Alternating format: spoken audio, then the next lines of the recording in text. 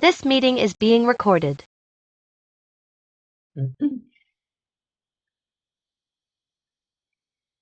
Okay, we are ready.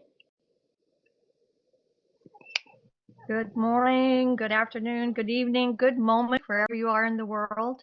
Today is April the 21st, 2024, where I am, which is Central Texas. And this is the Ancient Secrets Global Healing Call, hosted by Dr. Clint G. Rogers, and this is the Ancient Secrets community. Today is a very special day for me, and my heart is so full. I've got the tissues ready because I'm already shedding tears of joy with the release into the world of another book. This one is called Ancient Secrets for Pets. And this is a follow-up to Ancient Secrets of a Master Healer by Dr. Clint G. Rogers. And we also have, this was also released a year or so ago. This is the one for children, Ancient Secrets for Kids.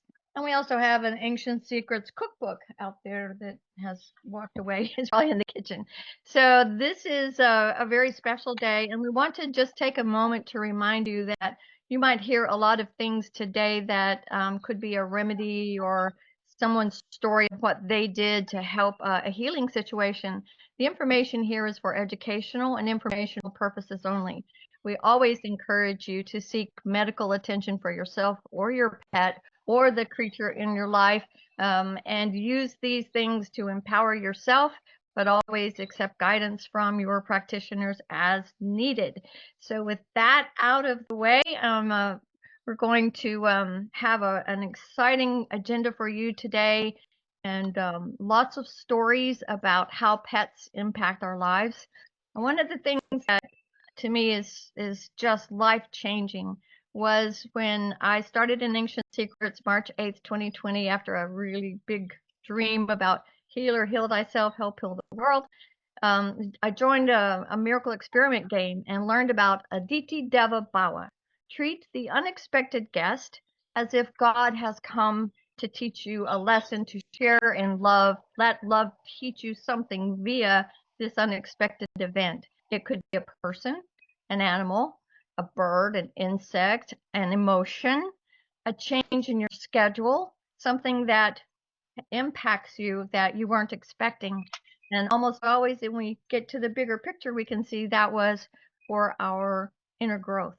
So one of my first ones, I learned that lesson in the course, walked outside and had to apologize to a committee of vultures that I had been shaking my brooms at and yelling at because I didn't appreciate them. And then once I turned my heart and opened them and saw them as a creature that are one with God, then I was able to change my life and their life, where we live in this symbiotic relationship on my farm, and they are so much a part of my life. They even brought one of their babies into my life, and I got to sing mantra to it every day. I sang Om Namo Bhagavate Vasudevaya for months to this vulture, and he would come, literally knocked on the door of my barn dominium to say hello. Even when I wasn't home, he would knock and greet my son.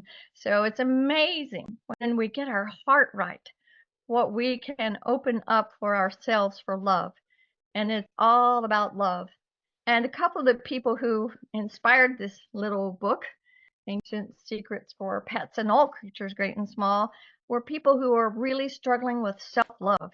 They were really good at loving their pets, caring for their pets, giving their pets herbs and whatever they needed, but not so good about taking care of themselves. So that's a gift too that our pets can bring, is they can show us unconditional love.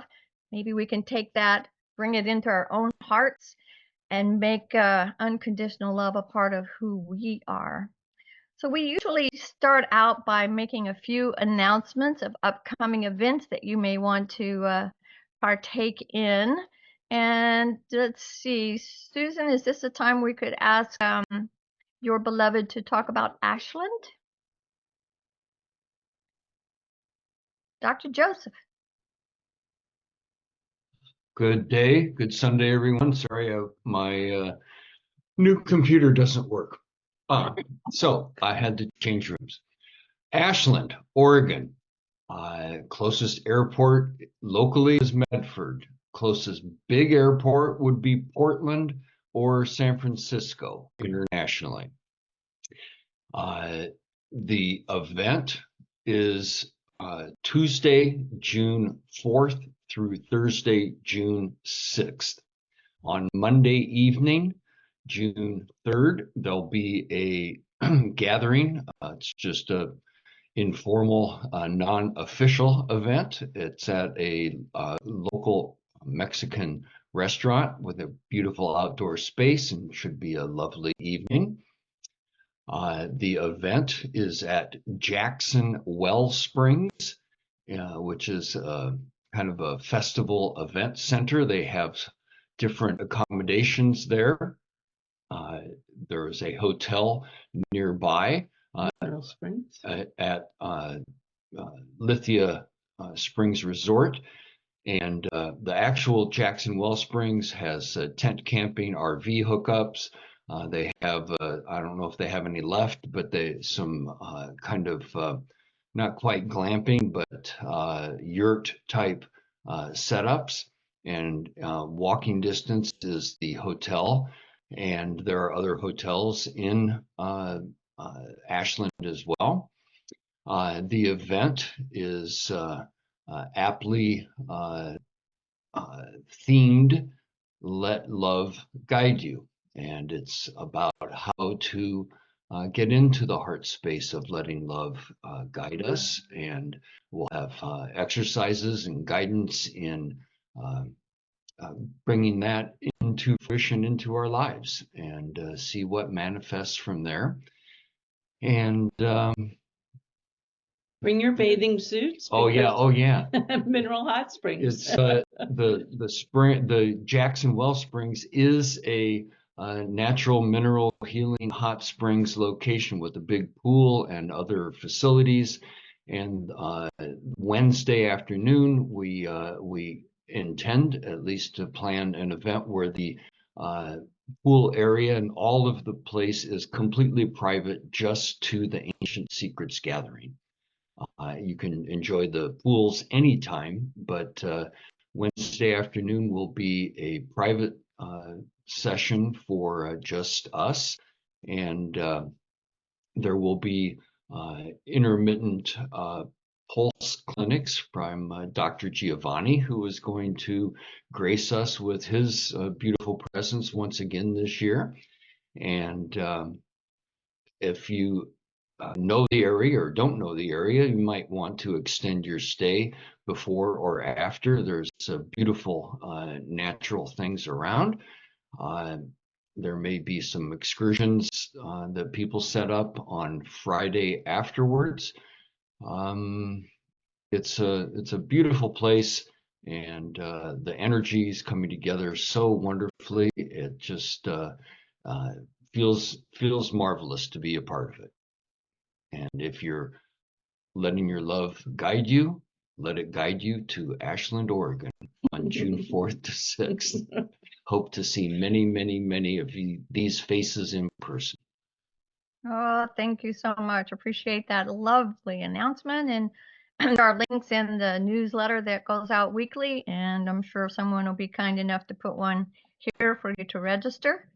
And my co-host, Ms. Cornelia, would this be a good time to talk about upcoming events in our programs? Yes, the events, actually, as you probably all know, the 100 Days experience is well underway. So we already finished week 6.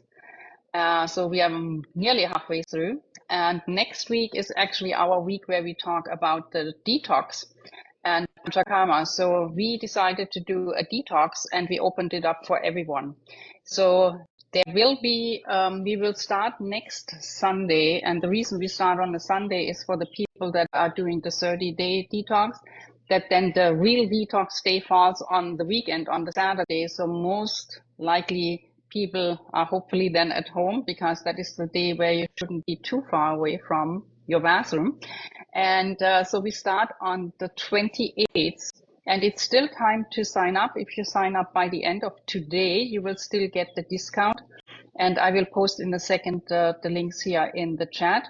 And I will also post them then on Facebook and on the different pages for everyone who is watching live there. So if you are interested in joining us, and the option is that you do a 7-day detox, which means you are eating mung bean soup and vegetable soup for 7 days. And you also have the option for the 30 days that you just have mung beans and vegetables and a very kind of strict diet for 30 days.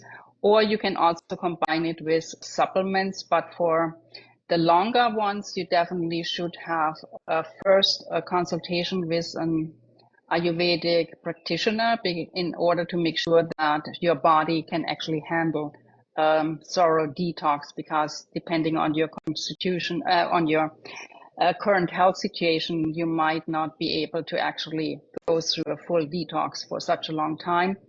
But there's always a 1-day detox possible. And if you would like to know more about that, you can always send us an email at team@myangelssecrets.com. And so I guess that's what our main announcements are. One other thing, Cornelia, could you talk about the gift that we're giving to the people who buy this book? Yes, actually, everyone who is actually buying the gift, the pet book, there is actually a link in there and a code that allows you to participate in the next Miracle Experiment game for free. So if you have it and it's in the very beginning of the book, you can actually see that, and then you can join us. It's most likely starting beginning of September.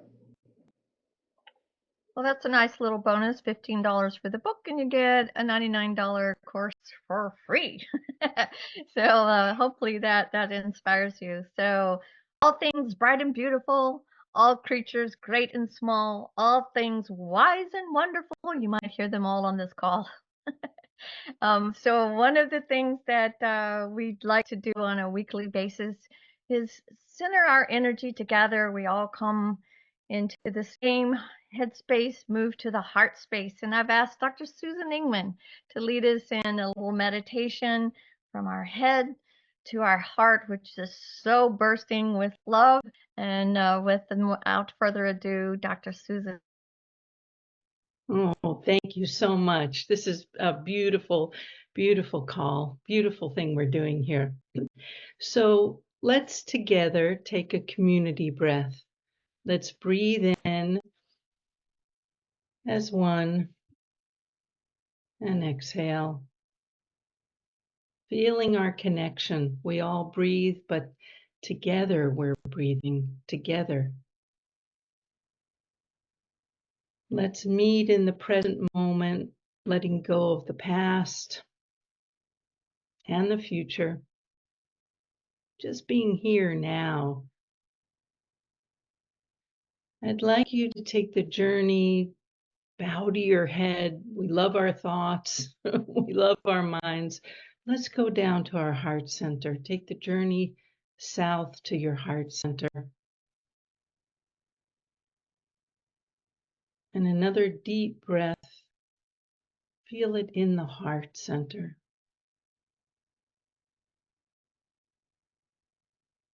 Now I'd like you to connect with all of the non-human beings that you've loved.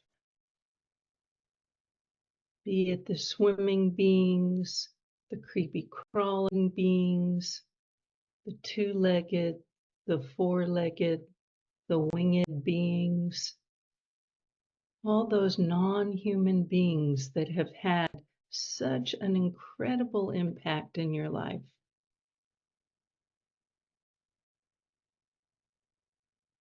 Remember the awe that you had as a child, discovering the animal world, seeing the giraffes, the elephants, the frogs, the grasshoppers.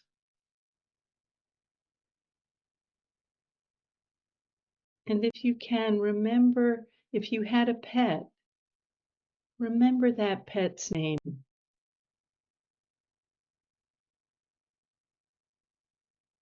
Remember what it looked like, how it felt as a child. For some, connecting to the animals was the only safe relationship. And if some feelings come up right now, let them come up. We loved, we were loved. It's a sign that how deeply you were connected. Just remember those beautiful, beautiful moments. I had Speedy the hamster, little white fuzzy hamster, meant the world to me. And feel the mutual relationship. Feel how much you were loved and supported by the animals. How they looked towards you and gave to you.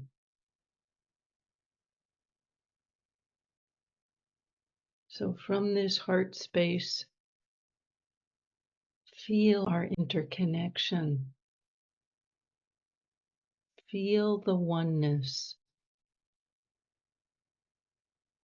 We share this magnificent planet.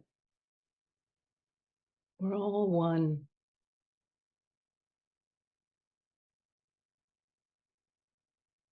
So with gratitude, take a moment. If any particular animals came through to you, you'd like to share your gratitude, or to all of the non-human beings on the planet. Say thank you.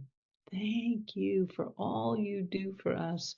We couldn't be here without them. They do so much for us that we don't even know about.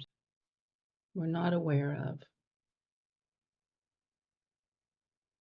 And know that all of these animals, they're always in your heart. They're always here for you. Anytime, anytime.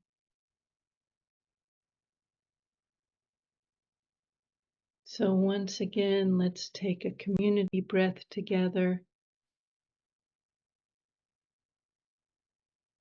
Bow and come back to this call, to this space and place. Enriched.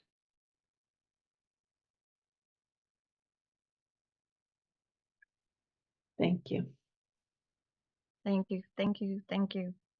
I do feel enriched and so moved with emotion to be here today. And I just want to make sure that everybody knows this is a community project. This is a collection of stories from all over the world, from many ideas, from many people who shared stories with Dr. Naram and his connection to animals. It's the story of using herbs and lessons from the ancient secrets of a master healer, not only for ourselves, but for the creatures and pets in our world. So there's so many people that I'm so grateful to for their contributions to this book. One of those is somebody very special to me. She has a beautiful story in here about Mamacita and how she applied some of the things she had heard in the 100-day course in ancient secrets to a creature that was having some issues giving birth. So we're going to let her speak in a minute. But Esther Wolkowitz was someone that I met through this engagement in our coursework, and then she was really helpful to me in the Asia Pacific calls that I was hosting starting in September 2020. They're still ongoing, but have now gone to only once a month.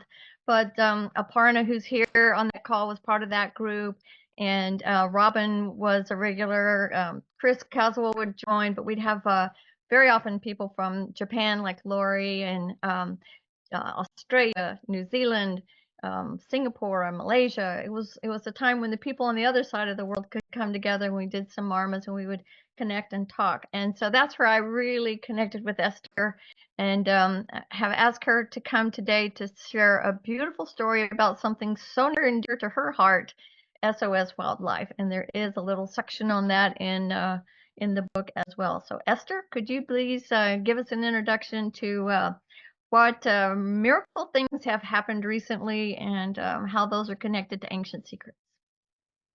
Sure. Hi, everybody. I'm here in the Himalayas right now. with Deepica Delmenico. So it's very special to be on this call.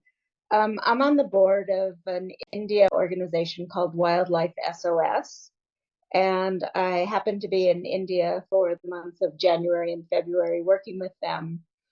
And in mid-December, there was a herd of elephants crossing a train track in northern India. And the train didn't stop, hit an adult female elephant, and she was killed instantly. And her baby was next to her, and she crashed into the baby, and the baby was then pushed off the tracks into a ditch. The forest department took the baby at that point, rescued it, and brought it to their facilities. And after a month and a half, the forest department contacted Wildlife SOS, who has the first elephant hospital in India, and asked them to come to the aid of the baby elephant, who was her back legs were paralyzed. She had other injuries, and they were not able to make any progress with her. So Wildlife SOS sent a team of veterinarians and caregivers up to the location and got the ability to transport her. It was a 12-hour drive in a specially equipped ambulance for the baby, who was named Bonnie, Bani. And Bonnie came to their care outside of Agra, India, at their elephant hospital facility. I was there about 4 days after Bonnie arrived, and she was not in great shape at that point. And the veterinarians were looking at all options for her care, and looking at Western medicine, Indian medicine, veterinary medicine, human orthopedic medicine. And I asked, are you looking at Ayurvedic as well? And they said, definitely, that's part of our protocol always. And I said, would you be interested in doing a consultation with an Ayurvedic doctor that I know? And they said, yes, definitely. And I immediately contacted Dr. Giovanni in Italy and asked him if he'd be willing to consult with our veterinarian team in India. And he said yes. And so that very day, we arranged a Zoom call. 7 of our veterinarians from the India team were on the call. Dr. Giovanni gave generously of his time, his recommendations, and a lot of those have been put into place. But I think at this point, the best thing to do is to have Dr. Giovanni join in on the conversation. Hi, Dr. Giovanni. So good to see you. Oh, namaste, namaste, namaste to everybody. Yes, hello, Carol. Hello, Esther. Yes, yes. Hello. Yes, yes, yes. So that message, the message that I got from you was one of the most amazing message, and I felt so happy, and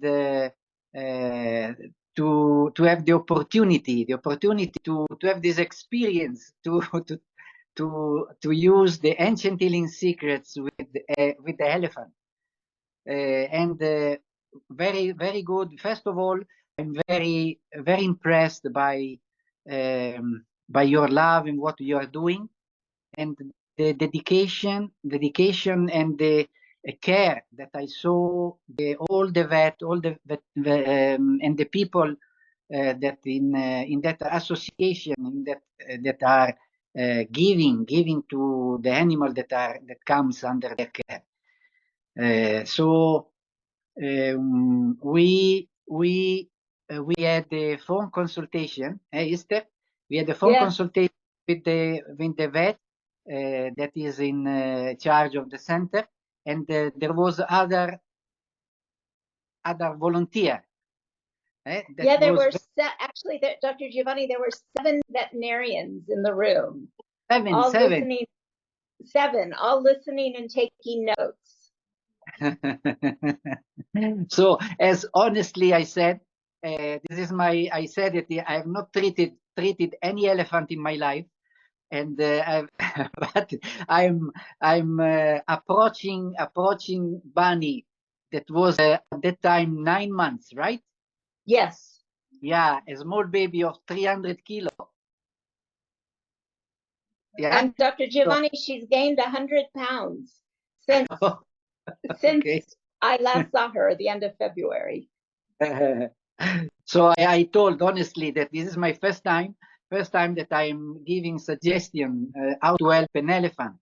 But I am dealing and approaching Bunny as like she is my granddaughter. And I felt very good connection. Thanks to you for all the picture. Yes, and Bunny, when she came, she had a very bad injury, and broken back part of the body, and seems that some of the bone was broken and repairing in an unsafe way. How you say? The bones was not attaching each other in a good way. I think because of you say that has been not under your care for a while, no, and she was laying down. Yeah. Right.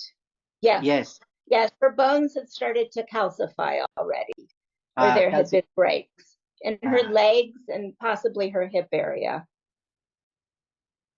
Good. So, and she had also some skin, right? Skin problem. Yeah, she had skin ulcers from where the forest department had been lifting her with ropes. So she had cuts on many different areas of her body at that point. Good. Yes. So our idea was obviously to improve the circulation of Bunny, because at that time she was mainly laying down, was not able to walk by herself. She was always laying down. So the idea was to improve the circulation, to give strength to the bones, give flexibility to the bones, and give calcium, so that luckily the bones are a live structure, so they can remanage themselves, and they can find the proper way how to adjust, realign, and make their alignment in more functional way. So and then all the remedies for the bones, that is Sandy Yog. We have given Rasnadi Google for the pain, and we have given Sandical for giving strength to the bones and for the cartilage to improve the circulation. We have given, I think, Surudai, and then for the stress. So for the stressful situation of that she's going through, was helping the nervous system, so that he was, feeling comfortable in this unusual and painful situation for her. And then, so the remedies seems working, no? Because after a couple of days, I got a message from you, is that the bunny, while was suspended, and she was having a spontaneous movement in one of the leg, in the leg behind, right? Right. She at that point she was getting about 3 hours of physical therapy a day, including deep tissue massage, laser therapy, regular oil massages, just lots and lots of treatment. Yeah, and also one colleague, another Vaidya, right? Another Vaidya. Yes, another Vaidya came up from Kerala and was doing Sweta massage on her. So following really like a Panchakarma type of protocol. Exactly. Bonnie also had mung beans added to her formula. She was getting about 24 liters of formula a day at that point. So it was enriched with mung bean. And then the idea, we I have suggested also, we have suggested also some castor oil. I don't know if she likes or not, castor oil. Yeah, I haven't heard that, but Maybe they're she doing doesn't. whatever you recommended, they're undertaking. No, the question then was how many tablets? How many tablets to give? Because we have to make a proportion. Usually we, when we have any animal, because there was also a question that came through Carol. If you have also a dog, suppose, that is a small size, could be 1 kilo, 2 kilo, so a very small size, but is an adult one. She's an adult, so it's a mature dog. So you can give safely the full dose, like he is a human being. So and only if he's a baby, then the dosage has to be reduced. So Dr. Naram was saying that if there is a dog that is adult, even if it's small or big, you can give safely the same dose as a human. So then we have increased the dose of money, how you say, of 7 times, 7 times or 8 times. No, because she was 300 kilo. Yeah, 300 kilo at that time. Yes, so it seems that seems working, and this is a very good example, very good example. The principle that the Rishi, our master, has codified are applying safely for all the humans, or for all the animals.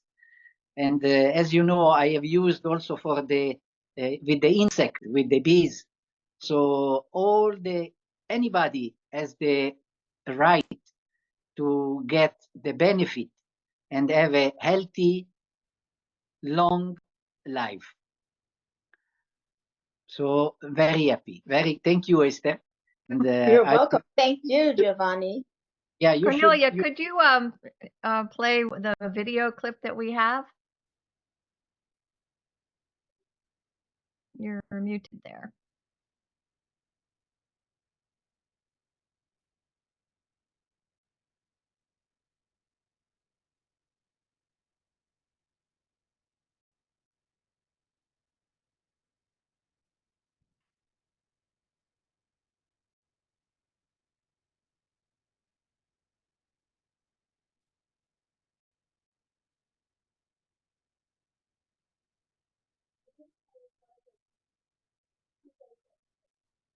Yes.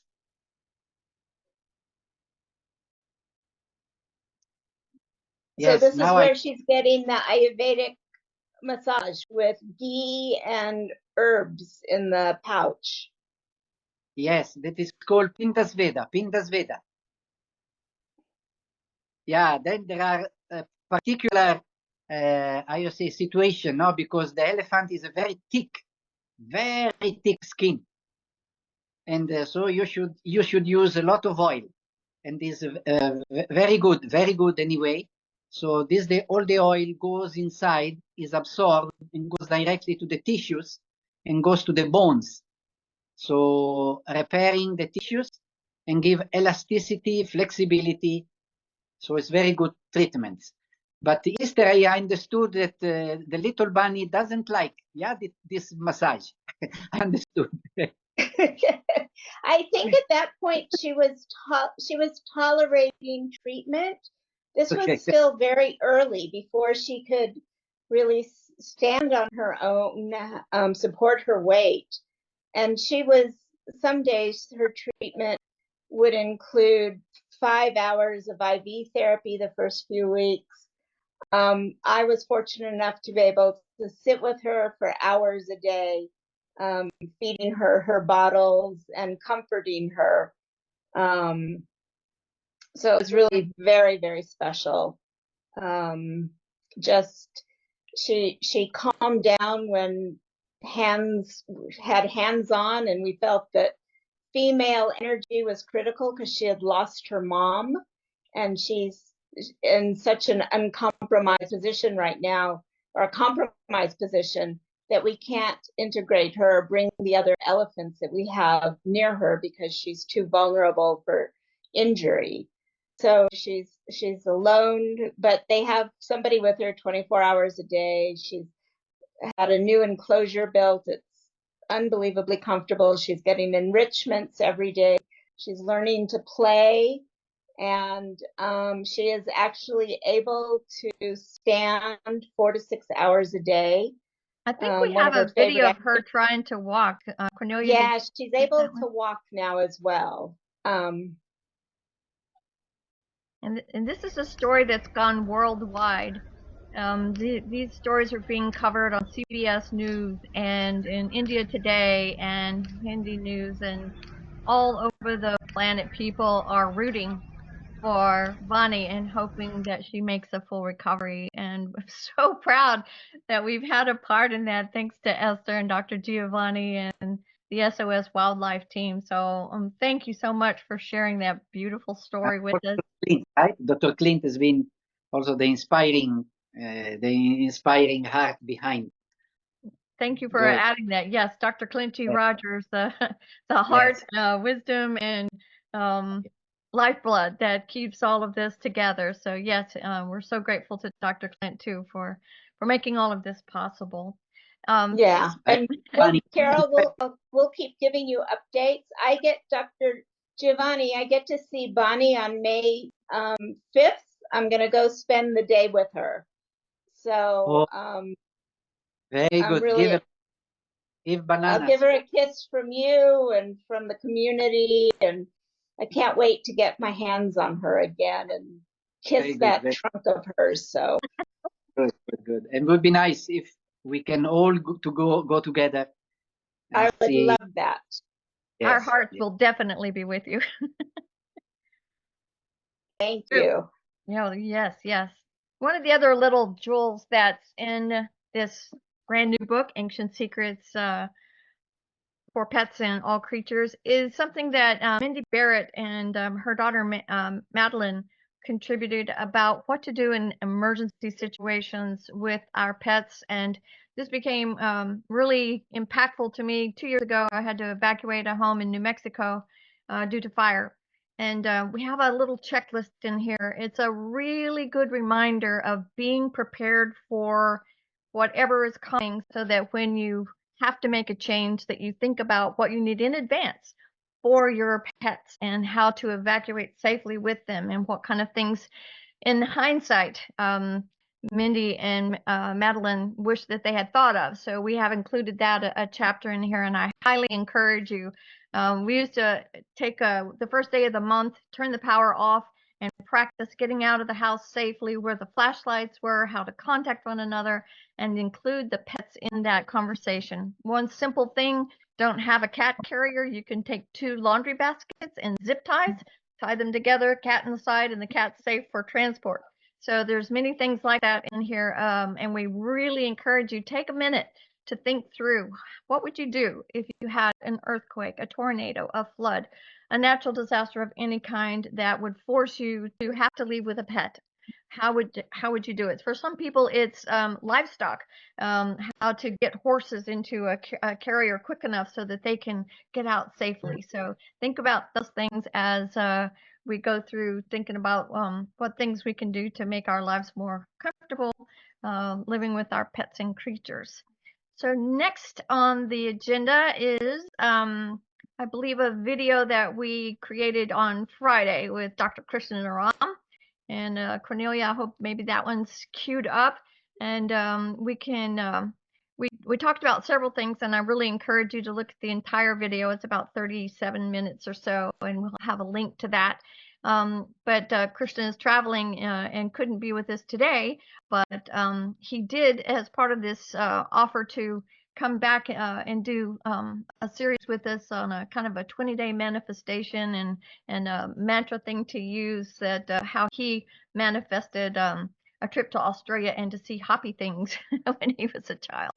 So it's a beautiful story, and after that, we're gonna hear from some people in the community, and then we're gonna have a story from Dr. Susan, and we're also gonna try to sneak in some breakout rooms if we have time. So with that, Cornelia.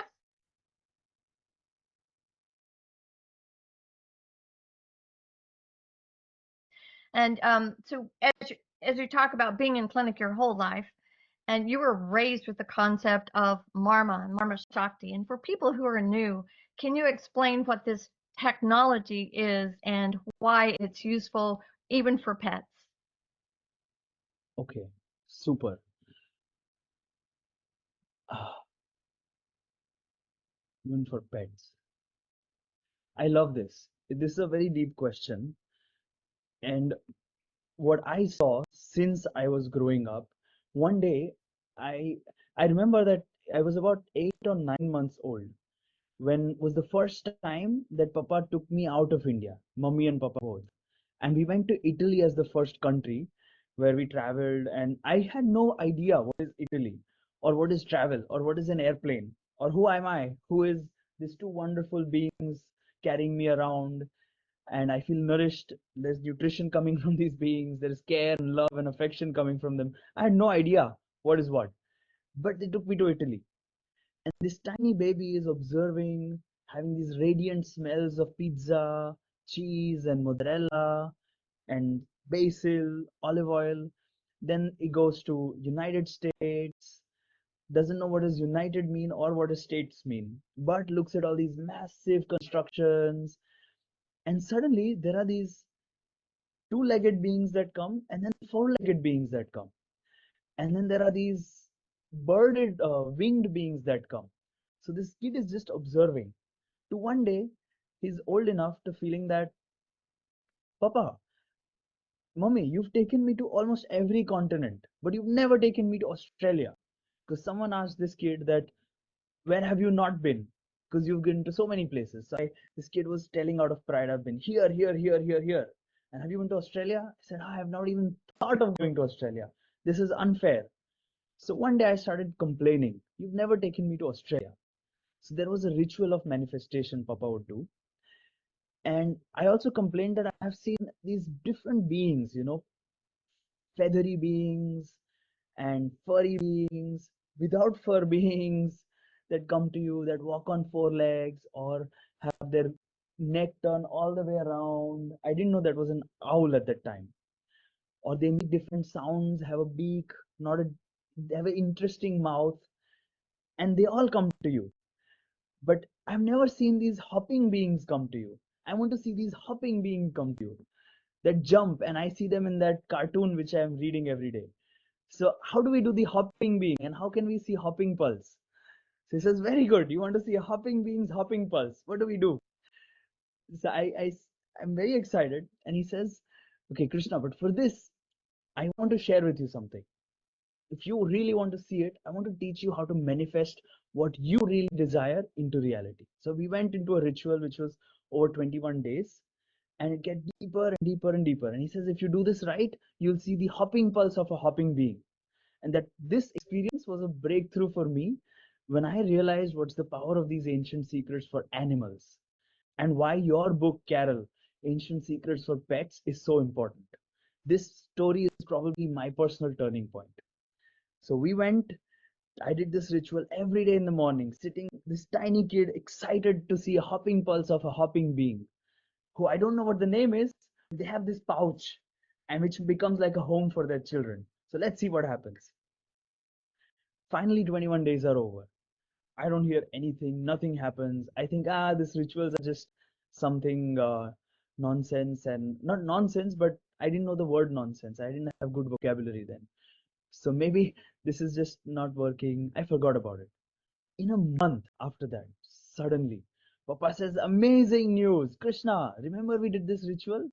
Suddenly an offer has come, an opportunity has come. And what's the opportunity? Do you remember hopping beings? I said, yeah, Papa, but are we able to see them? You said you want to go to Australia. You've never been. Do you want to come? I said, yes, I want to come. And now this is the first half of the story. This is the first secret that I discovered. That to get anything, first is important is an intention to get it. And the right way to set the intention. The right ritual to follow after you do the intention. It's a 3-step ritual. And once you did it, suddenly things open up. Why is this relevant to pets now? So we go there, and all of a sudden there's a line of people who've come to meet Papa. In that, I'm seeing one interesting furry being that is moving its neck all the way back and again ahead. I said, no, this is not new. I already know. But then, so first day nothing happened. Second day, Papa, where is the hopping being? Where is the hopping pulse? Where is the jumping pulse? Second day nothing happens. Third day, the last day. Now he says, let's do this ritual again. Krishna, if you really want to manifest, let's sit again. So we sat and for an hour we did this ritual. Mom was there, Papa was there, I was there, intensely focused, and we begin the day. And then he said, be grateful in this manner so that what you want, the universe gives to you, and then take action. So there's a manner to be grateful in, and then suddenly you take action. So when I took action, my action was I went out and saw everyone's pulse and asked them, have you seen the hopping being? Have you seen the jumping being? That was my action. And that was my best I could do at that moment. I gave my 1000%. So he said, always give your 1000%. This is noteworthy. Suddenly, so at the loss of all hope, I said, I've done everything. I asked everybody. I go to the bathroom and I sit in the room with Papa in a corner, playing with some beads. He says, Krishna, look. I said, no, I'm tired. I don't want to see anything. No, Krishna, look. Really? So mommy says, oh, my dear, come here. Look, look. So she does like this. And I go up. Oh, boom. What do I see? This wonderful creature, absolutely cute, like anything, two glowing eyes, this long nose like a rat or similar like a rat, with two ears and structured very oddly. I'm seeing, what is this, a toy? I go close and I feel it breathe. Very, very quick it is breathing. It's almost breathing and trembling as if afraid. But I didn't mean it harm. Then I'll come a little bit closer. Like, what? Is it really? Yes, this is a jumping being, Krishna. Remember? You wanted a hopping being. This is it.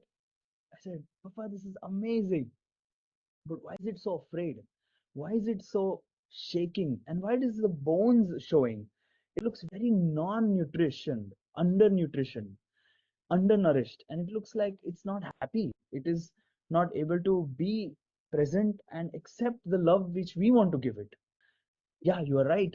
So let's see its pulse. Are you excited to see a hopping being's hopping pulse? I said, yes, Papa, I'm very excited. So mommy guides my hand and she puts my hand right on the hand and then even the foot. And we go like that. It's a very small one. Later I found out it's known as a kangaroo, by the way. I think you already guessed it. It's a kangaroo. But yeah, it is a kangaroo. And we keep the hand over there. I don't feel anything. This is, Krishna, you don't feel anything because it's not accepting right now. It is shut down. You need to help it to open up. You need to allow space to this being. Every being that cannot speak your language, they don't hear that I love you, but they feel that you love them. And important is they feel you love them, not you loving them. That is also important, but they need to feel loved by you. So now what do you do, Krishna? Go ahead, repeat this mantra and speak this in your mind. Keep speaking it, keep speaking it. So I have my pulse on the where the pulse I'm supposed to feel, and I cannot feel anything. At brief, I can just feel dug, dug, dug, dug, dug, but I cannot interpret or anything understanding. All of a sudden, I'm saying, and I lose remembering what I'm saying, anything. But you know how Avatar, there is this movie, Avatar, and then they have this hair, and it's so resisting. That animal is so much resisting. But once that connection is done, all of a sudden they share dreams, they share their spirit, they share unity in spirit. And all of a sudden, I know there is resistance. There's something between us. I cannot even feel that there is someone. But saying the mantra again, again, and again, just there's this moment I didn't even know it happened. It just melted. And suddenly I'm moving with the pulse. I feel moved by the pulse. That was my first experience.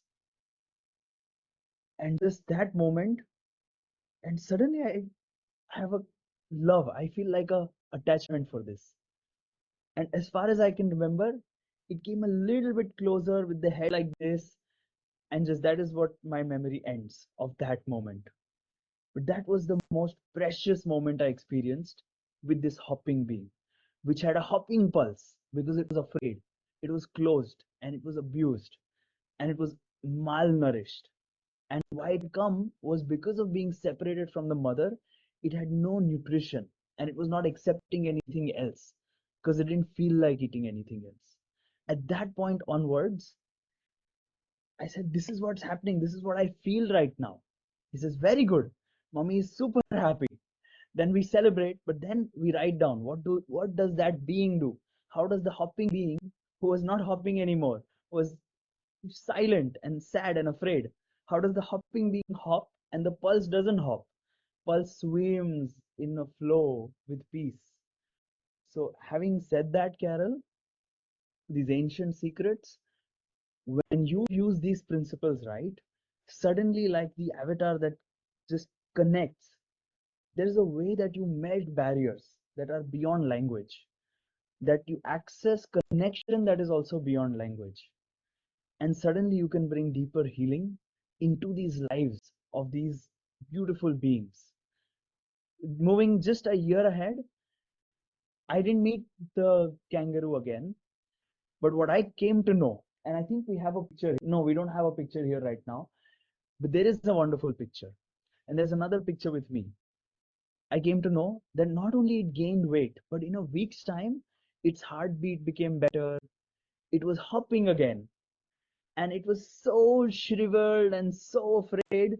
It suddenly opened up and just in a way it's something like lick people and eat and jump around. Then it got so big that they left in the forest again.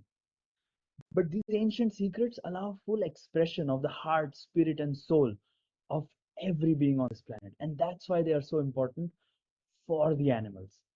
I can share more about. I just love that story. And in the book, The Ancient Secrets for Pets and All Creatures, Great and Small book, Deepika has shared with us some beautiful stories from the outback and taking Dr. Naram to the sanctuary for kangaroos there, and we have some wonderful pictures of that. And she's also shared her personal experience of overcoming fear of snakes, which she had a healthy fear for, having been raised in the outback. And then when she goes to Mumbai and she's in clinic, one of the things that she does is give seva or service to snakes, and putting salve on their skin and connecting and bonding with them, and how she had to overcome her fear. So that's something that's been a real part of my journey, especially with a dog that I've had for 12 years. His name is Osi, and he's a Catahoula red heeler inbred special needs pup. Had him since he was 5 weeks old, and he was about a year old the first time he bit me badly. Rage. His breed, Catahoula, is to kill wild hogs in Texas. They're on farms and ranches, seldom ever become pets because they're known for their aggression. He's also incredibly smart. He's so smart. It's unbelievable how smart he is. He can sit and fetch and whisper and speak, and it's amazing. I say, go to your place. He just goes right to his place. Before he eats his food, he makes eye contact with me. Do you love me? Am I safe? Yes. And I'm so happy that you're here with me. So we've had this fear, love, and it brings out the child in me who had fear. And I had a very tumultuous childhood, and had some really abusive things happen where my life was in danger by my parents. And those fears come out when I'm being attacked, right? So it's happened a few times, and the last time it happened was about 2 years ago. And I called Dr. Clinton. I said, my dog bit me so bad yesterday. I have bruises on my arms and legs, and my soul hurts. And I can't do the session I was supposed to host that day. And he said, I have a friend who does Reiki with dogs. It was life changing. It was life changing. I applied the ancient secrets, 100% of my attention for that dog. Osi and I have a bond in the morning. We take our ghee together. We take our Shakti herbs together. I put down my phone. I have the computer off. I give them 100%. Sometimes it feels more like 1,000% of my attention. And if I don't do that, if I have a call that comes in that I need to take, he's reminding me, hey, this is my time. We're supposed to be out on the deck listening to the birds and doing those things. And he's been a changed animal because I have stopped multitasking around him, and I have started opening my heart and really working on being present with him and accepting him for who he is. And so far, these last 2 years have been really beautiful.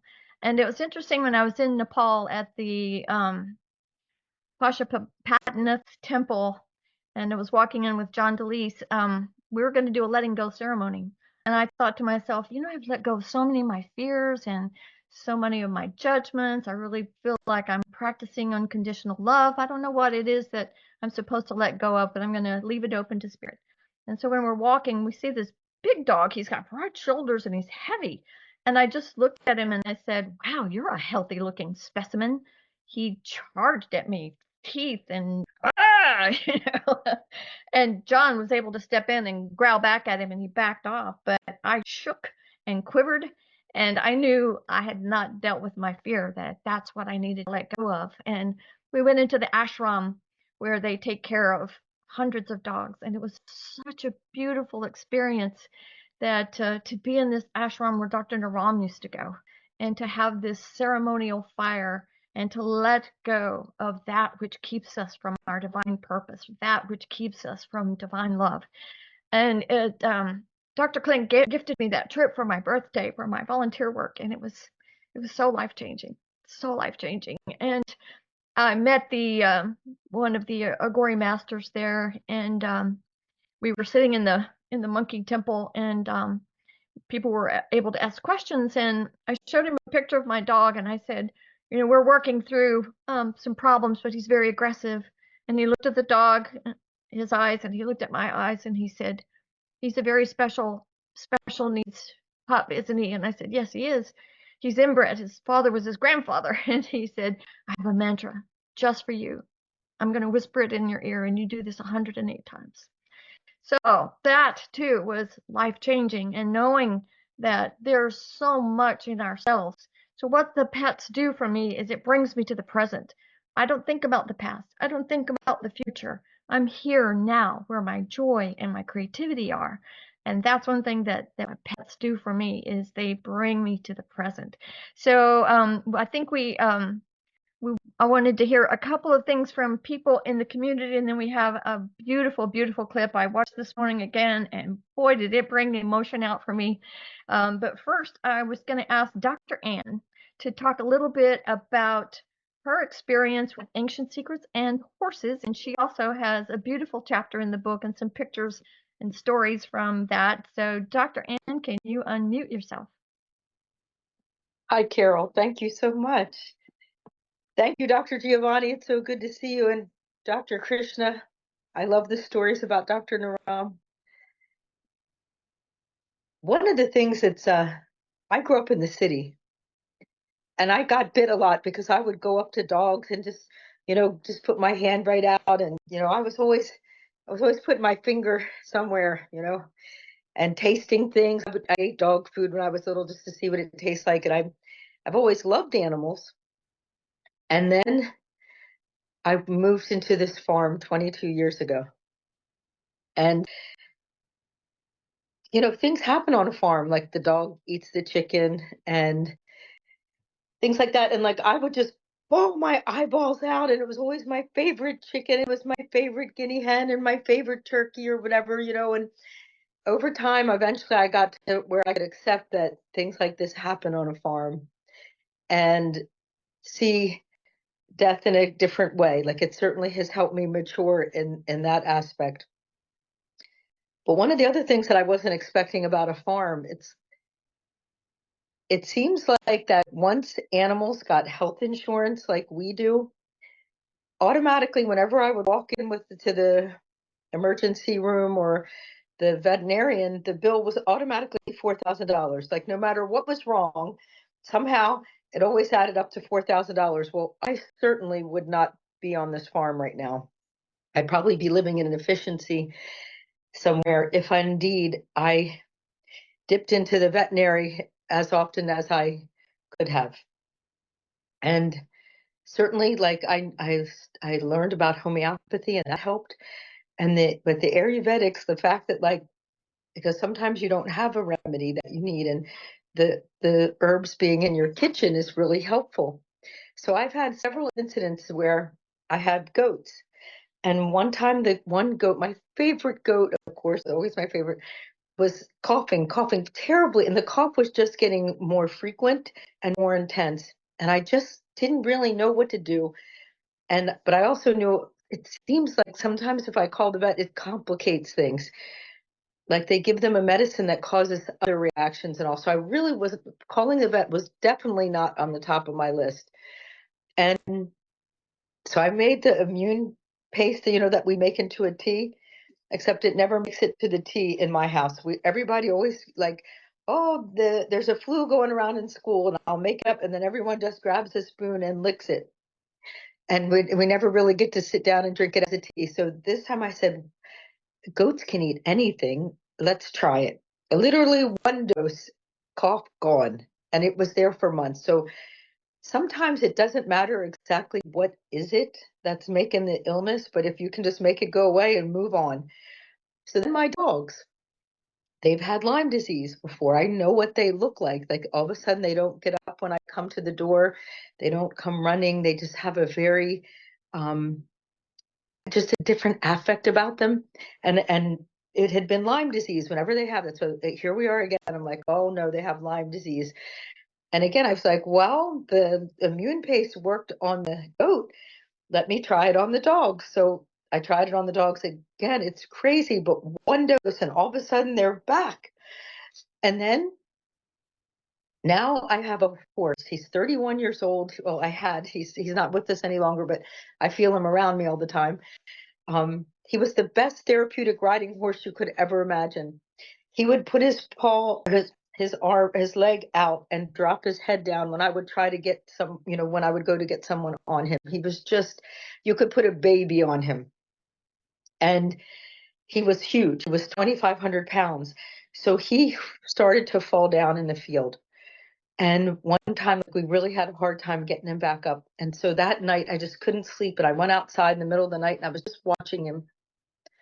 I was like, gosh, is it time already for you to leave me, And when he would stand, he would just shift his weight. You'd hear crack, crack, crack.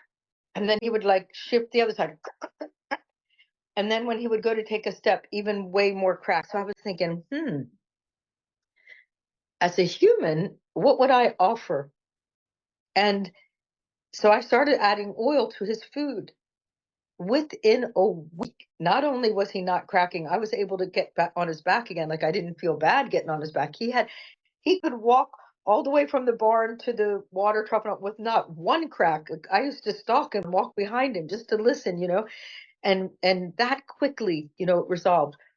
So then another horse that I rescued, she was like on her deathbed when she got here, and she was like drag her back leg a lot, and when she would ever stand, she would always hold it up. So I thought, well, my goodness, that worked for Mickey. What's to lose? So I started putting oil in her food, but then I also added turmeric because then she got diagnosed also with laminitis. And the vet said to me, put her down. Life will be awful. Like just, and I thought, gosh, she has so much life in her. I just don't feel right putting her down. So I added turmeric. Within days, and we have not had any incidences since then. And she was laying down a lot. I thought she had a heart problem. And then we realized it was her feet. She doesn't lay down anymore. It was that easy. So I am thrilled, believe me. And I can't even, if I were to add up the numbers, what kind of vet bills, not only the animals probably wouldn't still be with me, but then my memory of them would be like, you broke the bank, so I'm so glad because they really, the vet bills have gotten complete. I guess they're assuming everyone has insurance now, but they're really out of control. So honestly, I'm glad I'm still on this farm. I'm still able to serve the animals with all my heart and soul and give them the best life that they can possibly. And then everybody's just living a really long time. Even if they come on their deathbed, they're resurrected. So I just couldn't be happier. I just couldn't be a better blessing, really. Well, thanks I'm so much for grateful. sharing with us, Anne. That's awesome. And she's got some of the exact things that she's done that are included in the book. I'm so happy that you were Where's able the horse right here that they said to put her down a year ago? Like she comes up to the back door and eats. Hi, Joey. There she Hi. is. Oh, that's so awesome. She's so good that I can let her run around the yard. You know, I can let her eat the lawn. She doesn't run away. Yeah, she's really great. That's awesome. Thanks so much, Anne. Appreciate you. Devananda, you had something you'd like to say? Hi, Carol. Hi. Yeah, I have so many stories with pets. Can I share a little one? I can't hear you. Yeah. Yes. Okay. So I had so many stories with dogs and even insects, you know. Grazi knows about some of them, but one little one that happened not too long ago here in my house, a hummingbird came inside of the house, right? So the kids were all looking, and the hummingbird was trying to find a way out and got so exhausted. He was trying. I don't know if you can see that window up there, all the way up there. So he was trying to get out through that window. That's not a window, it's just a glass. And he's been there for the whole afternoon. And I was like so worried about the hummingbird because I could see from here how his body was, you know, exhausted and his breathing. It was so, I was worried he was gonna die because, and this was in the afternoon, and at dusk time the hummingbird was still there, right? So when the kids went away and the house got quiet, I came close to the hummingbird and walking here, he came and landed on top of the front door because he was excited, but anytime we get close, he will go up again. So I back up a little bit, went to another room, and then I opened, of course, all the windows and doors. And then he went to the dining area. And the dining area has some cabinets, like kitchen cabinets with a gap on the top. So he went there. So I figure, like, what can I do with this hummingbird now? If he sleeps here inside the house, it's gonna be even more depleted in the morning. So I stay in the corner of the room about 20 feet away and I start talking to him. Literally, I was like, man, I'm here just to help you. Let me help you somehow. I don't know how, but let me help you. I'm not gonna hurt you. And I literally was making an effort to feel my nervous system relaxing. And I learned that with one time I experienced that I had equine therapy. You know, they teach you how the horses can read your feelings, and you learn, yeah, and you learn how to calm yourself, your nervous system. The horse will reflect that. So I did that with the hummingbird, right? And I was not seeing because he was hidden on the top. So what I did, as soon as I felt calm enough and that love of serving him, I stepped on the dining table and I got closer to him about a meter or two. He came to me and he landed on my head. So I slowly stepped down and I walked all the way outside. And I walked about 50 feet outside and I stopped and he flew away. So that was the story. Oh, I love that story. And it's such a great reminder of how much power that we have when we stop and go to our heart and that centering place. And that's a beautiful story. Thank you so much for sharing that with us. Carol, just one detail. Next day, I was in the breakfast, and my house has windows all around. I saw a hummingbird exactly like him and came, flew in front of me in the window a little bit and took off. That was as if to say thank you. Oh, that's such a great story. Oh, thank you so much for sharing that. Let's go ahead and hear from Dr. Clint. One of my favorite stories in the book, and also in the newsletter, I put a little clip about Dr. Clint and the street dog Milo that came to Dr. Clint in his darkest hour after the death of the changing of the shirt of Dr. Naram. And this was kind of a follow-up story that he did that somehow or another I had not seen it before. So Cornelia, would you hit the play button on this beautiful piece of work? And I'm getting my tissues ready because this one touches my heart in such a deep way.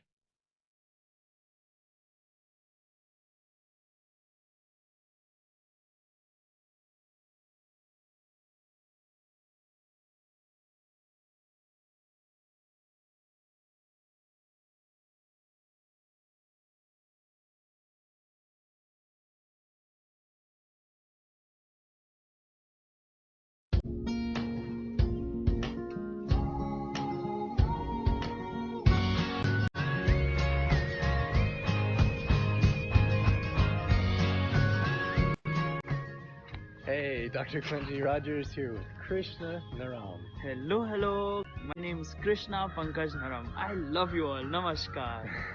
A lot of you have been asking about what happened to the divine dog. And so during the process of the first 13 days after the death of Dr. Naram, for those of you that don't know, so after the prayer service of Dr. Naram, I was feeling so lost, so lonely, just horrible. And I went out for a walk at 5:30 a.m. It was still dark. And after about 10-20 minutes, I felt like someone was following me. And then I looked around and it was this dog that was following me everywhere. So for those of you that followed the videos, I did Facebook Live and many days after, and so many mystical, miracle kind of things happened that I couldn't make sense of. But actually, Krishna helped me to make sense of it by understanding some of what happens during that time. Do you want to talk about what is the name Bhairava and why would this happen, this mystical kind of a magical experience? Of course, of course. This is really amazing. And I had no clue, and I would never understand whatever was happening if it not had been that 3-4 years ago when we were in Nepal, Papa and Dr. Giovanni was there, Dr. Clint was there. We were all in Nepal, and one really big, great Agora master was there. His name was Chunchun Baba. Now, Chunchun Baba left his body many years ago, around 15, 16, 17 years ago. But this great man, he was a student of Chunchun Baba. His name is Gyanendra, Agora Gyanendra. Gyanendra means, Indra means senses and Gyan means knowledge, as far as I can understand. So it means senses always perceiving knowledge. He is a wonderful man. He can tell you such stories that can blow your mind, that can make you feel this world is mystical.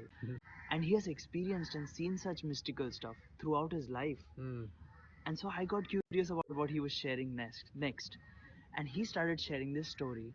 He said, look, Krishna, Actually, Chunchun just Baba. right before you share this story, I want to talk about, I just came from Nepal where I was at Chunchun Baba's ashram for dogs. Amazing. And Ganendra is the one who saw the picture of the monkey that picked up my book at Swayambhu at the monkey temple. And he's the one that was so shocked and said, you got a miracle. He is someone that understands mystical events and especially the symbolism of when animals do certain things, what it means. So tell me this story. Because animals, we cannot control animals. We can train them, but then they'll do as we have told them. They won't be inspired from their heart to do something out of just inspiration. And that to a particular animal doing a particular thing at a particular time, which has been written down in the ancient texts as sacred or incredible or amazing. It's impossible. That's why Gyanendra was so amazed. So what Gyanendra shared with me, he said that agoras, who are the left hand of God, who can do mystical miracles anywhere on this planet with such speed, nobody can do. They can speak with ghosts, they can make any obstacles run out, they can disappear obstacles, gain health, do anything. They're like masters of mind over matter. Masters of mind over matter. They can live up to 130 years of age. Long story short, he said they get their power because of service to Bhairava. Who is a Bhairava? Bhairava is not just a dog, but for them, dogs are Bhairava, and when they start worshipping dogs in the right way, like doing seva to dogs, feeding them, that starts building such protective energy that whatever you do, you start becoming successful in this. This my father had shared with me. He said, Krishna, no matter what, serve dogs and take care of cows and crows. They will, no matter what, protect you in any sense. I said, okay, Papa, I'll do that. So today, couple of days ago, you will be shocked to know, and this was like crazy. Dr. Clint went for a walk, like he shared. Suddenly, this one dog is just following Dr. Clint as if they are bonded, as if they know each other from lifetimes. And Gyanendra said that many times it can happen that some angel comes to protect you, or the people who have left, they want to convey a message to you, to all the people around you, and they come in different forms.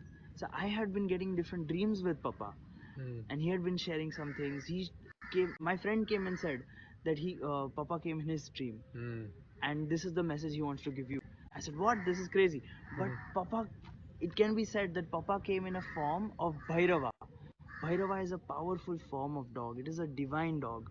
Can protect you, can take your life to the next level, can even teach you, can heal you, can give you such mystical powers that Aghoras have. And this Bhairava has been with Clint. It's some crazy, amazing symbols. Yeah.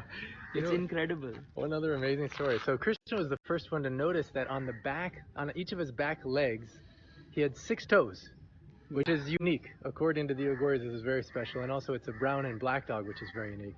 So one amazing story that happened was we were going for one of the prayer services, or puja services. Yeah. And so I had to leave at 7 in the morning. And I didn't know what to do with this divine dog, with Bhairava, with Milo or Didi, the divine dog. So I just said, I can't lock him in the house. He's not meant to be locked in. But I can't take him with me. So I brought him actually here where we were loading up in the car. And I just spoke to him. I said, thank you for the gift of being in my life. I have to go now. And if I don't see you again, I want to say thank you so much for what you've done for me. But I want to see you again, so I'm going to come back here tonight. So I didn't come back until 9:30 p.m. When I walked down this street, and then I looked right in front of this pot, he was sitting there. As soon as he saw me, he popped up, tail wagging, and ran right over to me. The next day, I came back at 11:30 p.m. But this time I knew I was going to Nepal. Yeah. To take care of the orphan kids, make sure everything was right, other things that we needed to do. And so I said the same thing to him in the morning. I says, I need to go in the day, but I'm coming back. If you're here, I would love to see you. But then I had a prayer in my heart. I was saying, who's going to take care of him when I'm gone? Or who's going to make sure he's safe? And when I got back that night, you actually drove up just as I came. And you were telling me about Bhairava, about what Gyanendra had said. And even that sometimes the guiding spirits come in the form of a dog because dog eyes can see things that human eyes can't see. They cannot. Yeah. Dogs can see such stuff that humans cannot. Animals can feel what we cannot. Yeah. If we can try to, but it takes us years to develop that sense. And animals can do that. So service to Bhairava, taking care of dogs, can actually give us the advantage of seeing things which we cannot through them.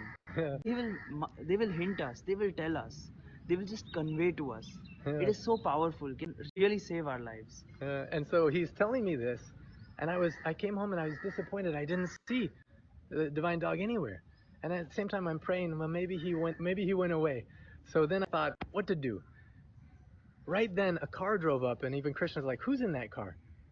So drove up, and all of a sudden, Bhairava, this divine dog, came out of the dark, and this couple came out. And they said during the day they saw a pack of dogs attack him, and they were worried about him. And so they came, they had food, they had drink for him, and they told us that their dog had just died 2 weeks earlier, and they love dogs. And so I said, oh, I feel like you guys are angels coming. Would you be willing to take care of Bhairava while I'm in Nepal? And they said, we would love to. So for the last 4 or 5 days while I've been in Nepal, they've been taking care of him. And now I get to go meet him for the first time. And would you like to come and see how he's doing and meet him with me? Amazing. Something surprising. They drove up here. Clint says, would you like to take care? And they said, we came here to take care of him. I don't know why. We just felt we want to take care of him. It was something crazy, and I was surprised. Like, what? We were just, Clint was looking for someone. and we were shocked. We were both surprised. What just happened? This is some miracle that has happened. Yeah, a miracle of love in which things are provided at the exact moment that they're needed. So now I'm excited to go meet him again with you and see how is he doing. So come on along with me.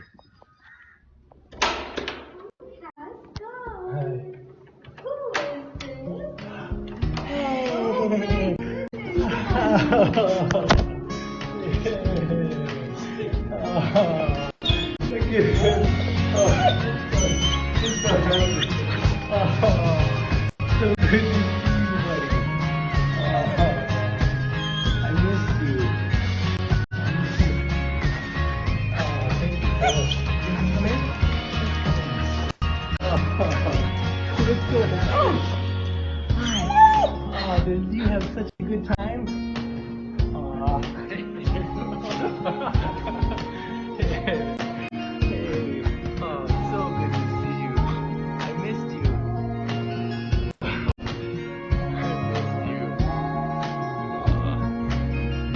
Wow. You look so happy, so healthy. Hey, buddy. Look, he's so happy. And I'm so happy. Hey, buddy.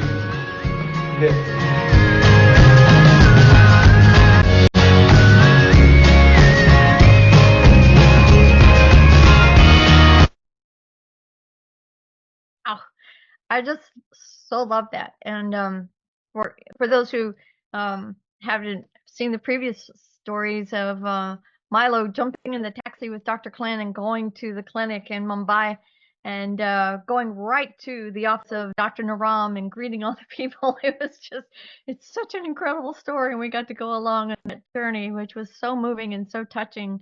And to be in a lockdown because of the pandemic, he had a companion and support system that came in the form of a four-legged animal there.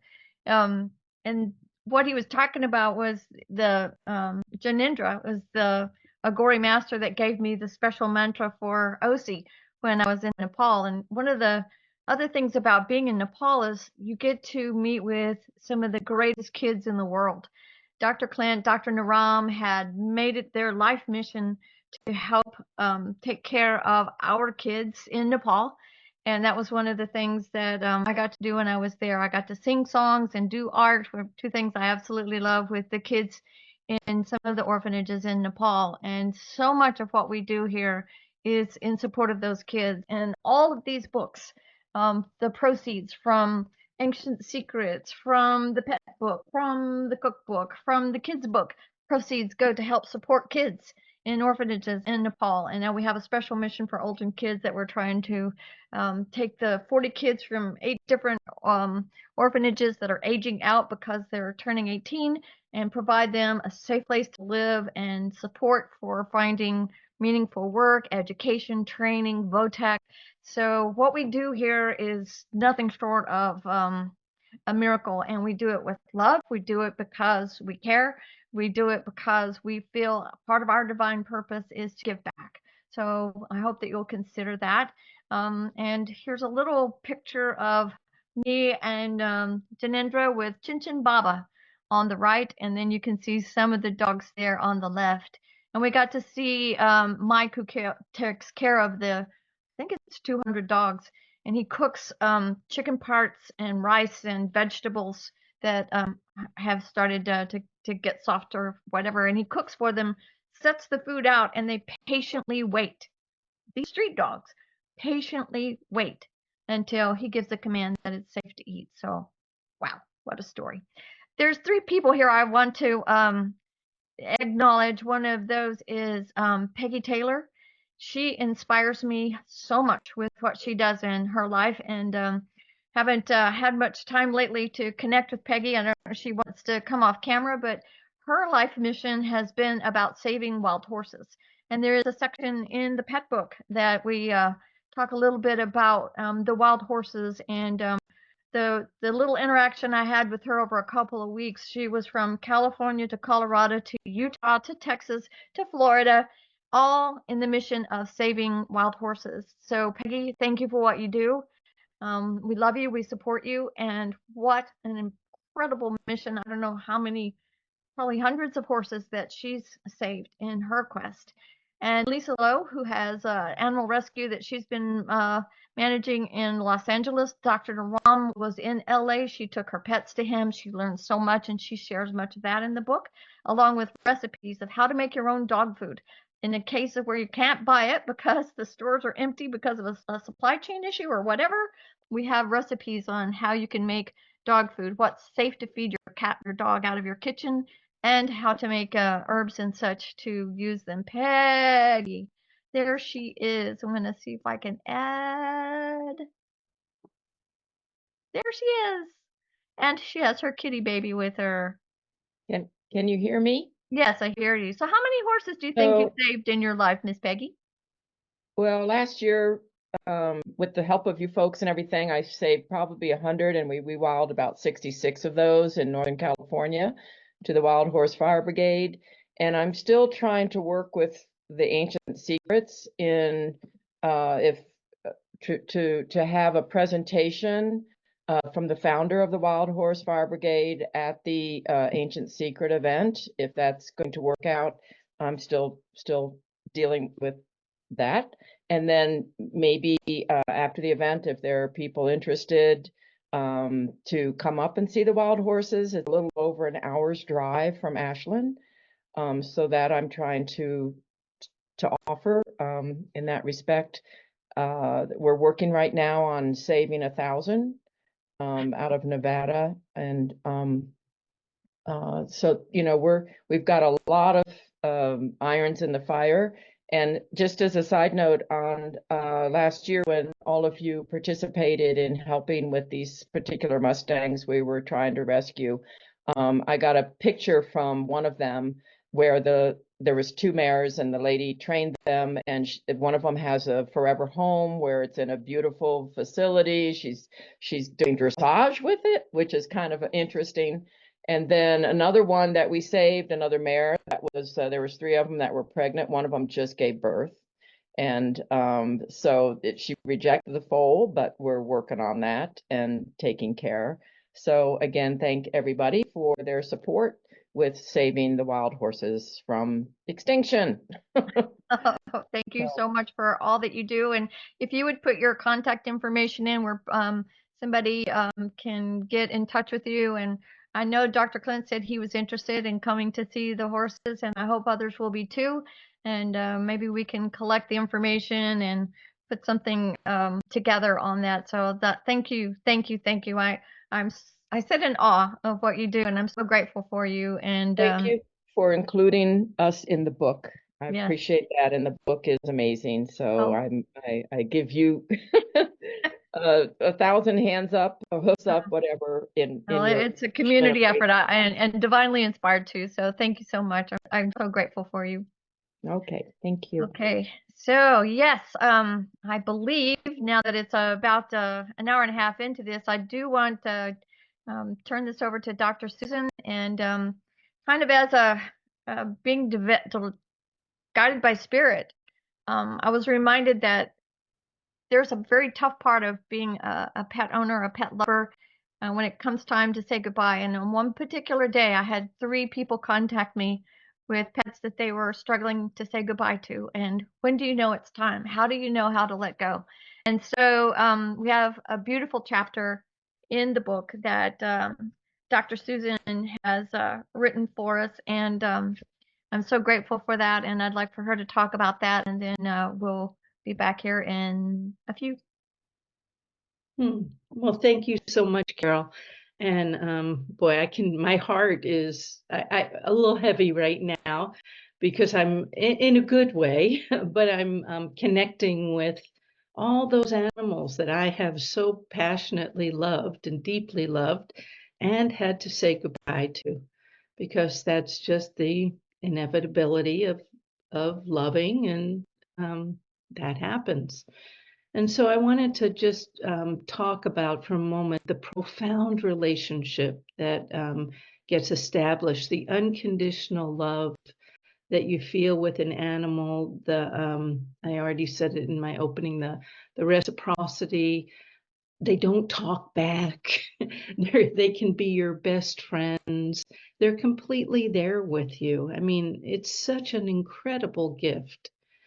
And when they have to leave their bodies, it's completely normal that you feel grief and loss and cry, and that you're losing, or not lose, I don't like to use the word losing, but your best friends leaving their body.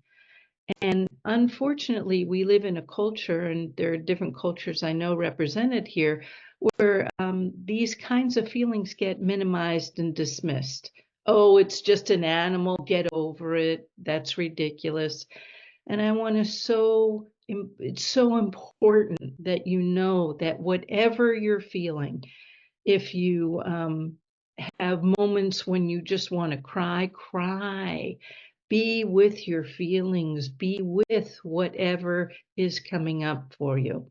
If you're with it and allow it, those feelings to come up and be present, the grief will lessen over time. But if you're going to people, talking to people that say, oh, that's ridiculous, don't, just an animal, then you're not going to get what you need. And going to dry wells doesn't work. So there is so much support, certainly in our community, there's so much love. But if you can't find it with people in your life, for whatever their histories are, it's okay. You can find it, you can get support, movies, books, there are support groups on the internet. Get support if you want, if you need support, get support. It's totally okay. So the best source of information when your animal is in the place of passing is your animal themselves. They will let you know when it's time. And listening and being attuned to your animal is the best thing. I mean, you're giving your animal what they gave you, the love and support, when it's their time to pass. If possible, it's beautiful if you can stay with your animal and you can comfort them and touch them, and certainly tears of gratitude. They know and you know. Tears of gratitude. And many times, I think Dr. Ann was talking about the vet world. You could go, you take your animal isn't doing well, you take them to the vet. If it is a crisis situation and it is a moment where they're really suffering and they need to be put down, you can ask for moments to say goodbye and to be with them. And if your vet won't allow that, you can still say goodbye in that moment. But if your vet tells you it's time to put them down and you need some more time, if you're not quite ready, then I really support you, even though it's a very vulnerable time. Take your animal home. Take them home. And if you can, if you want to, if it's right, call your family and connect, your kids, who, if you're okay with that, involve them in the ritual of saying goodbye. It's an amazing teacher for the reality of life. And our kids bring such a depth and richness. We think we have to protect them, or it's not okay for them to see death. And I cannot tell you how many people I've done therapy with that are traumatized, when they were kids and they'd come home, they loved their pet, and they'd come home and their pet's gone. And and they'd go to college and they'd come home and their pets are gone. And, involve the children if you can, if it's something that you can do. And every family, every tradition has their own rituals. So lighting a candle or whatever your family rituals are, especially with kids and with adults, doing artwork. I know that there's beautiful ways. When we had Luke cremated, we got a paw print in plaster, paw prints. I needle felt, and I took some of his hair and I needle felted a heart, and we have it hanging in our car.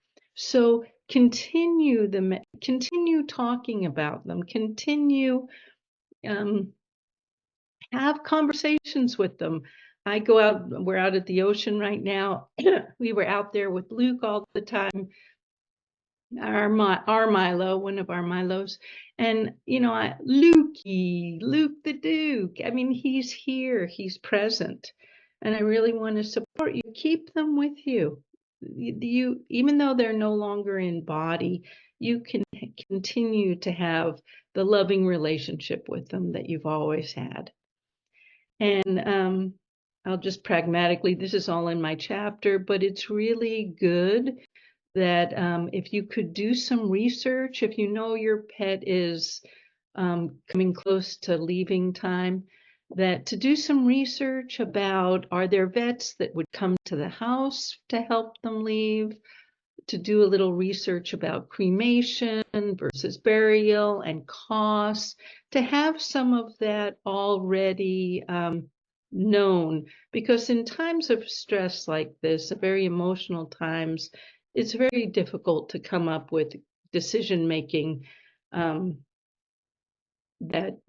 well, it's just good to know, you know, it really is good to know. And so there are times that after people lose a pet, they're so hurt, they feel so much pain, they think, I'll never have another pet again. I'll never do this again. I can't stand it. And that is, you know, something that people go through, but I want to really support you. My brother-in-law used to say, the best remedy for losing a pet is a puppy. And so when you're ready, pay attention to the signs, pay attention, like the Milo coming into Dr. Clint's life. My uncle lost my aunt, and he went to a gas station, and there was a dog there, and that dog just completely came to him. And so Lena came and was with Uncle Jerry for many years. Lena was short for Gasolina. He lived in Mexico, so Lena was with Uncle Jerry. Pay attention to who shows up in your life. Odie came to Jennifer and Leo, our dear friends, their son died, and then this dog showed up on their property. So it happens all the time. All the signs that say, that open your heart to something new. And I think that I want to support you to get the book. You already hear how amazing it is. We're blessed to have these relationships, these beautiful, beautiful relationships, and we're blessed to stay with them through the leaving process, through their dying process, and give back the love that we've received. So thank you. Thank you. Oh, thank you so much for that, Susan. And another piece of that I just saw someone post that he's elderly and not well, and he posted a thing, you know, to family and friends that when I pass away, let my dog see my body, so he knows I didn't desert him. That you know, I don't want him to think that I abandoned him because he was so loyal to me. So that's another aspect of it that's heart-touching and heart-rendering. I've actually had relatives buried with their horses that grieved themselves to death when their master passed away. So it's a very special bond, and wow, I'm so grateful for that. And Peggy, you had your hand up again?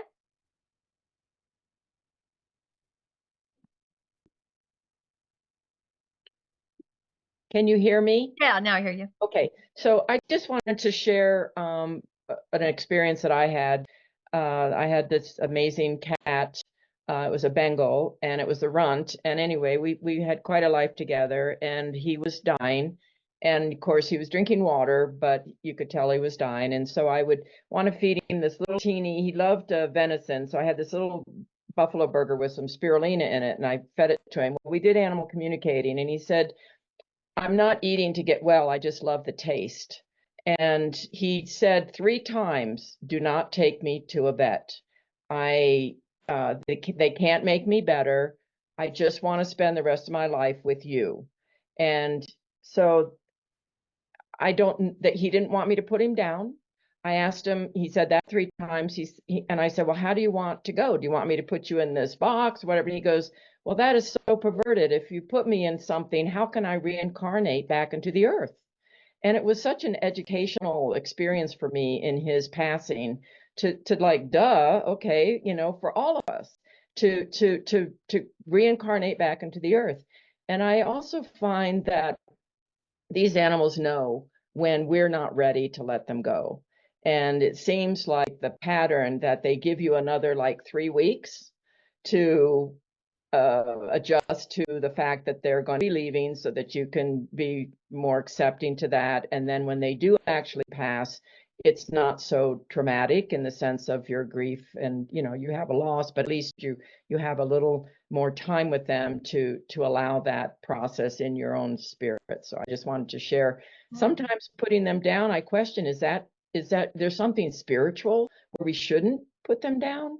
Because maybe that denies them something, and just to let them, it's just a thought, so just wanted to share that. Thank you. Thank you, Peggy. It is a very personal choice, and it's a very difficult choice. And sometimes, when something's suffering, it seems the right thing to do. But again, it's an individual choice.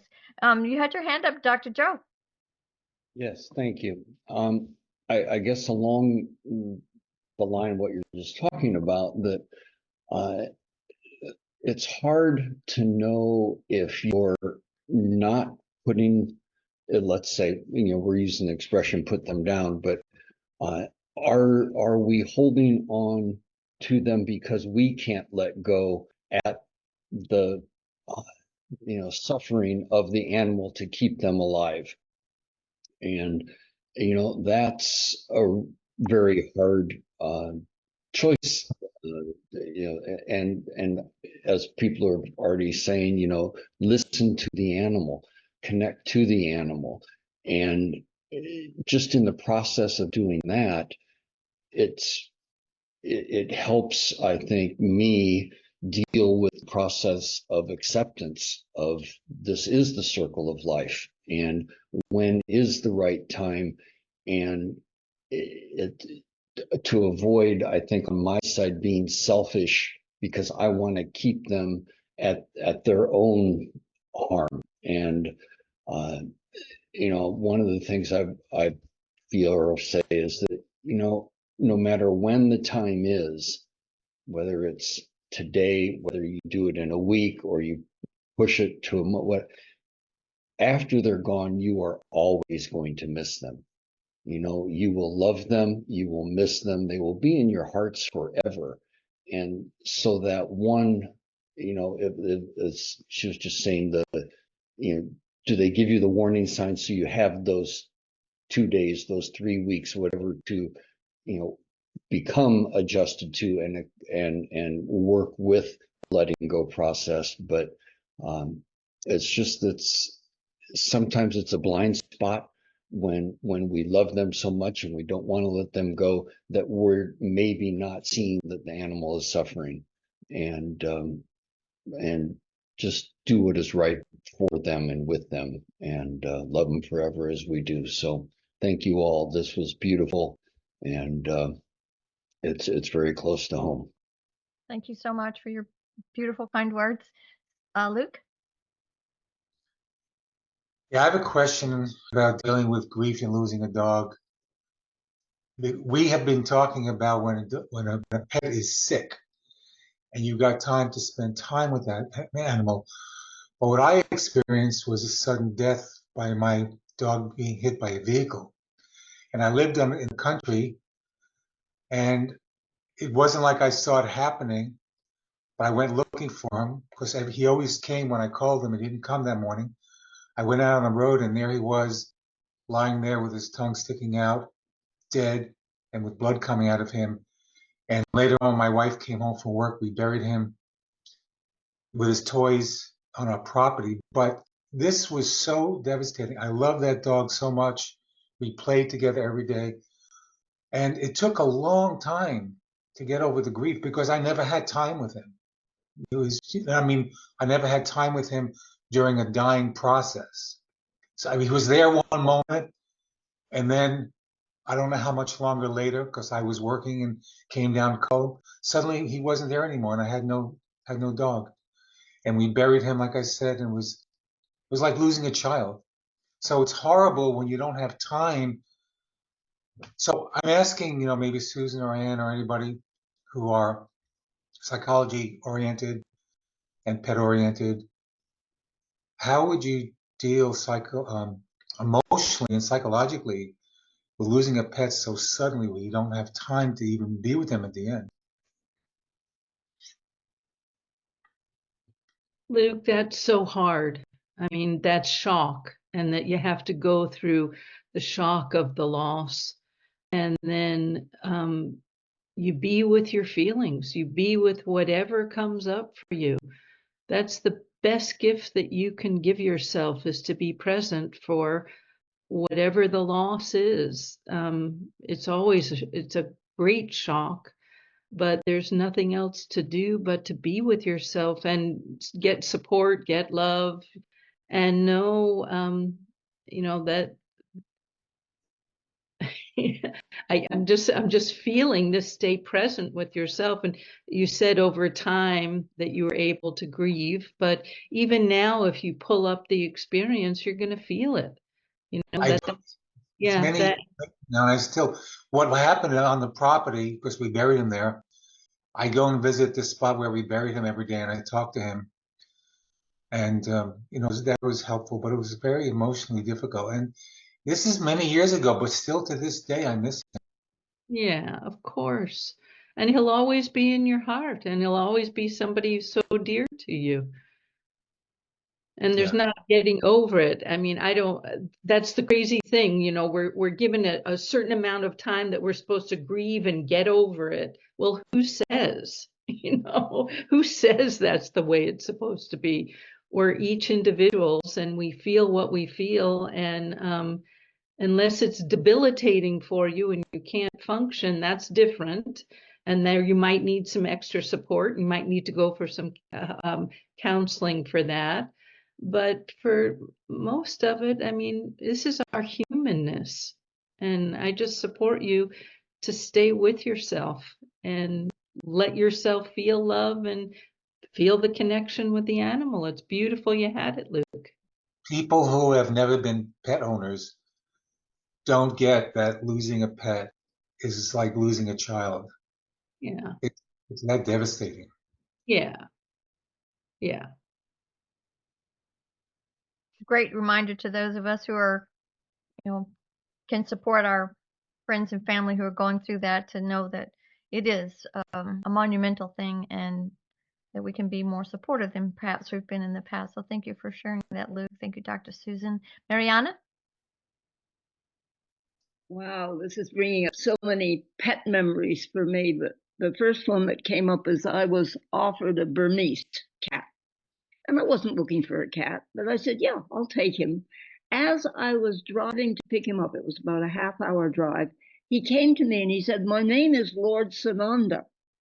And I said, isn't that rather an ostentatious name for a cat?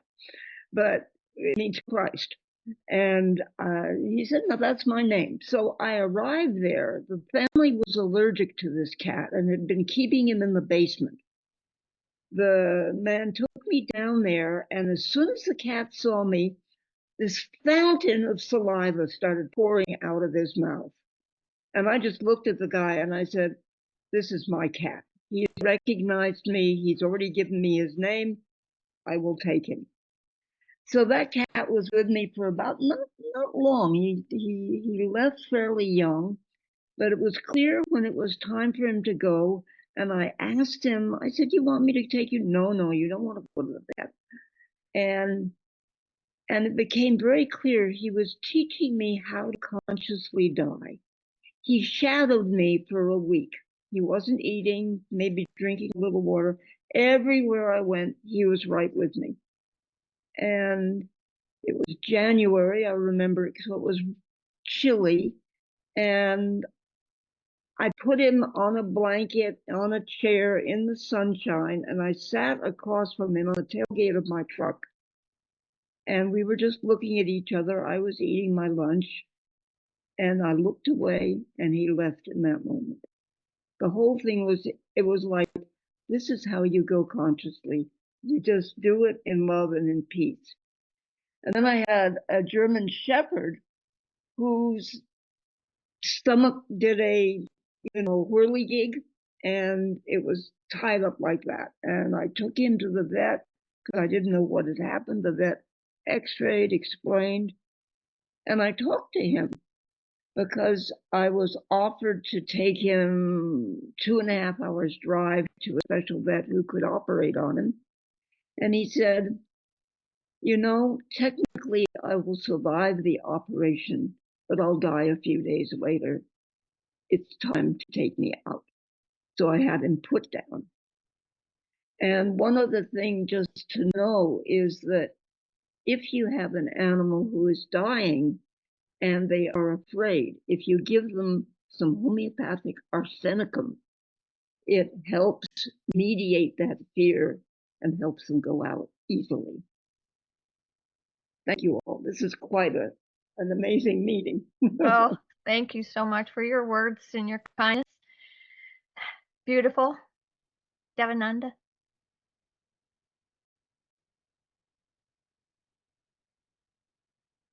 Hi again.